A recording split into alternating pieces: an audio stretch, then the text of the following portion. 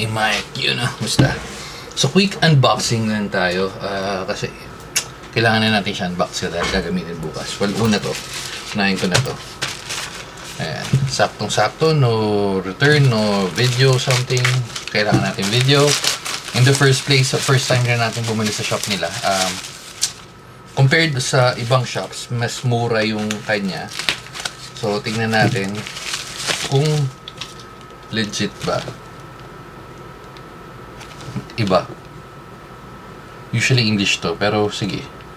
Tapos may kasamang adapter. Mabilis lang natin check kasi yun nga, punta tayo dun sa main event. Pero sige, tingnan na natin. Uy, wala, ayaw pa.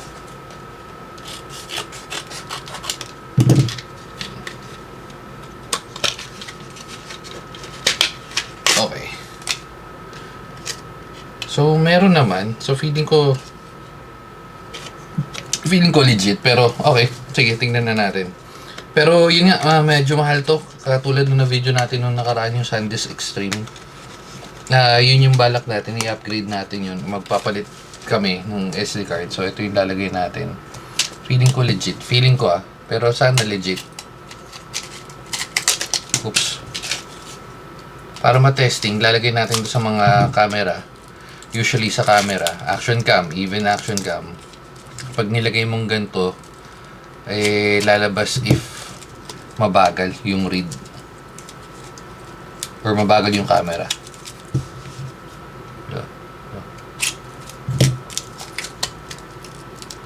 Look, okay.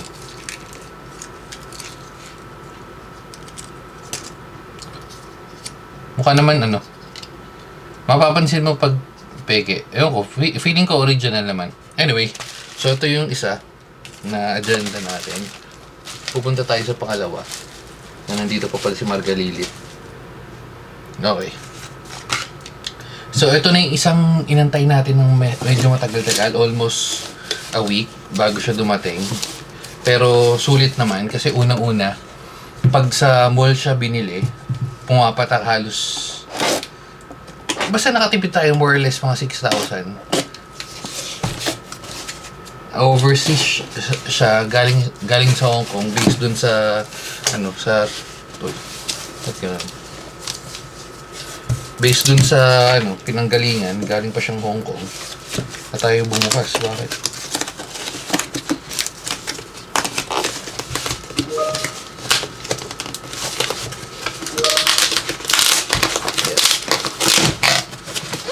Wait lang. Ito na. Boom. Kaya pala medyo mas malaki. So, ito yung main box. Oh, wait. Ito pa talaga siya? Oh, sige. Ito yung main box. Hindi pala. May mga kasama kasi siya, kaya marami. Okay. So, yung kinuha kasi natin, kinuha natin kasi is Creator Combo. So, ito yung kasama, which is, ito, sige, mabilisan na natin. Ayan na natin yan. Sakto. Nasaan yung main? Yan. Sakto. Okay, so quick na unboxing na natin kung ano yung kasama. Boom.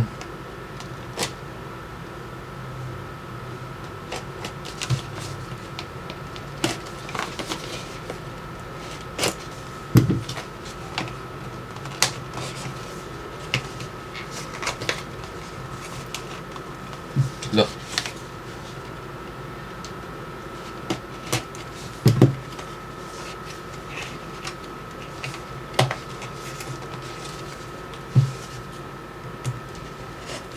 Okay, magpa-quick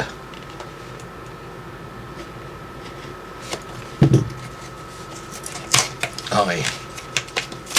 So, meron siyang kasama na ganito. Feeling ko ito yung adapter.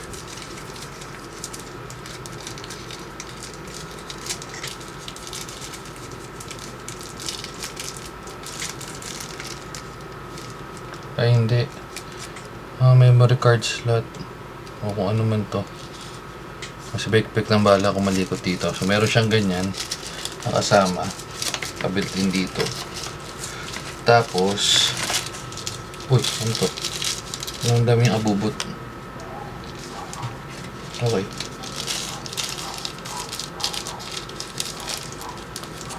Well, nakita ko na naman tong itsura, nung sa store kasi nga nagpunta kami doon at doon. Okay. Ang ganda rin. Nagpunta na rin ako sa store, dapat nga kami doon bibili. Pero sobrang laki ng price difference. Tapos ito yung panlock, naman kita na yung panlock. So pang ipit, just in case na gusto mo isagid yung pang-lock. And then, ito na yung mismong stand. Extend. Uy, okay rin. Uy, Vlogero Vlogero rin pala ito. Vlogero. Parang cute to. Mas gusto ko to. Gusto ko na ito.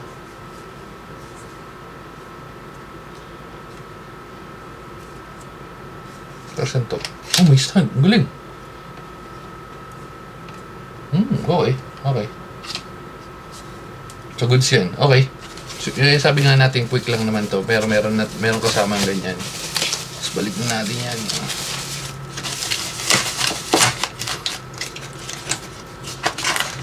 Kasi nga, gagamitin bukas. Kung para saan antayin nyo na lang. Lalabas din yan. Kung baga sabi nga ni Diwata, ililipas din yan. Okay. Next.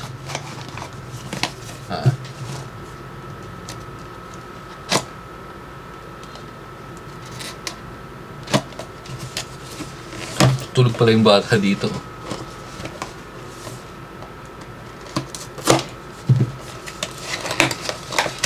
Ay, sira. Yan mo na. Okay. Ito malalagyan niya sa kotse niya. Basic na lang naman. Pero yan, malalagay sa kotse. Okay.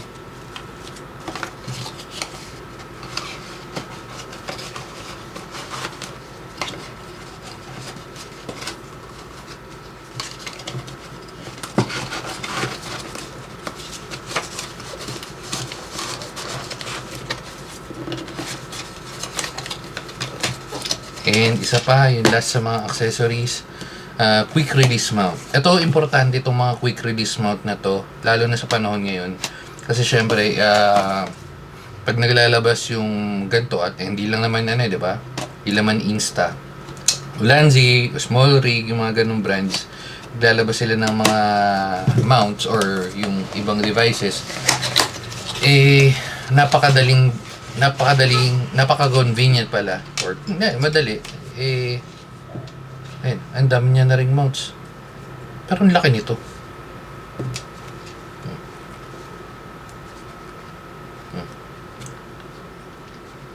Okay.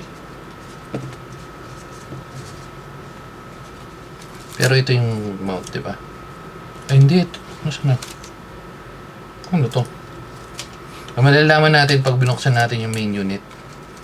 Okay? Okay.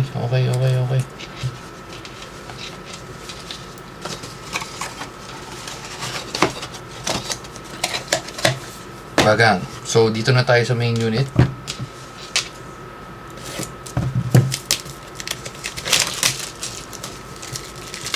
Hindi siya hindi siya yung isang unit tapos magkakasama na lahat.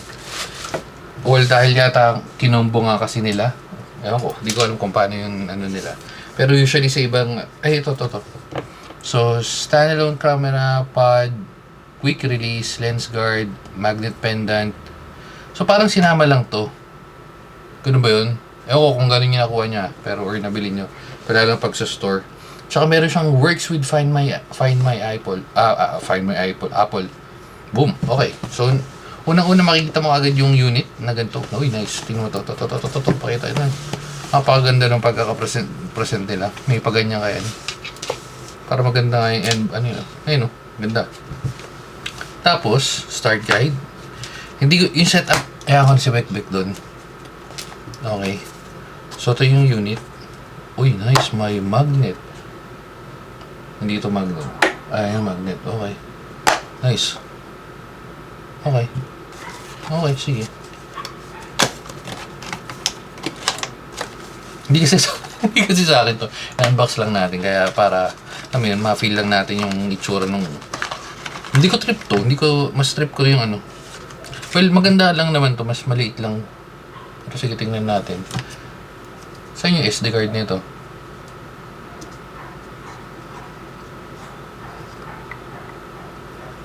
Feeling ko ito pero... Sige. Okay, anyway, mamaya na yan. Saan yung magnet?